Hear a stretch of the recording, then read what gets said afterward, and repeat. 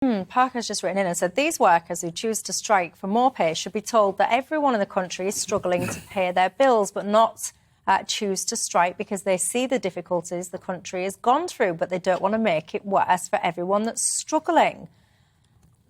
What they then end their email in saying is that basically the strikers are selfish. Laurie, where do you stand? I mean, they're not striking against us, right? They're striking against the fact that their wages have stagnated, and the fact that in the case of the train companies, they are, however much there is a sort of dependent relationship with government, which I think is a result of the bad way that they were privatised, semi-privatised back in the day. They are still, well, they're largely public companies from abroad that are in effect extracting money from the UK. Tiny amounts, which is why they're giving them. So it's why all the franchises are keep failing and keep being given up because they overbid and then they can't actually produce. People, I really applaud you for talking about power imbalances, because what has happened over the last few decades is there has been a huge erosion of the power of those people in the economy who primarily earn their money from wages, right?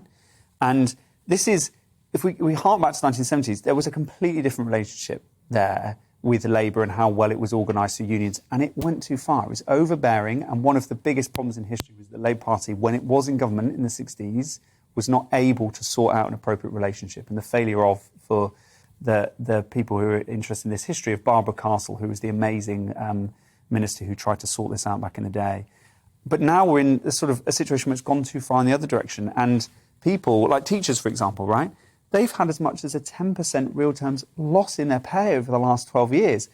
We need to have some position where people in the economy can exercise some kind of power, a sort of backstop where they can exercise that power. Unfortunately, strikes are those things, and I strongly agree here with the Conservative MP Alec Shelbrooke, who said today, if people are going to lose their ability to have an effect when they withdraw their labour, this is what effectively bringing agency workers would do, then I'm afraid they've effectively lost the ability to withdraw their labour. What does that mean? It means that people who primarily earn their wages from money from wages will not be able to exercise increasing power in the economy, which means those wages will further stagnate, which is what's already happening, will get worse. It means the working conditions they're under, which are getting worse with casualisation and so on, will then get worse.